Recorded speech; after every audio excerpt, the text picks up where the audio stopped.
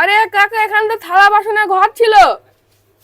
হ্যাঁ, এটা থালা বাসনের ঘর ছিল, কিন্তু মানে তোমাদের ভালোবাসাতে এত পরিমাণে বেচাকেনা বেড়েছে চটির, যে আমাকে এই কাউন্টারটা মানে স্পেশালি চটির জন্য করতে হয়েছে। দেখো, এগুলো প্রচুর কালেকশন নেমেছে, যেগুলো আমাকে সাজাতে হবে। এখন যদি আমি এইগুলো ওই এ ঘরে ও ঘর ছাড়া ভাড়া করে রাখি, তাহলে জিনিসটা কীরকম লাগে, তাই না? এ দেখো, এত সুন্দর সুন্দর কালেকশন এনেছি।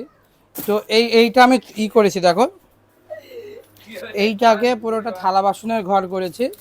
মানে এখানে কাপ প্লেট রেখেছি, এখানে ফাইবারের খুসখাস রেখেছি, দেখো এখানে থালা রেখেছি, আর স্ট্যান্ডার্ড ছিল অনেকগুলো। হ্যাঁ, তারপরে এ দেখো, এইগুলো হাঁড়ি রেখেছি। হ্যাঁ, তো এইভাবে আমি মানে ওই কাউন্টারটা শুধু চটির জন্যই করেছি, তোমাদের ভালোবাসায়, তোমাদের দোয়াতে।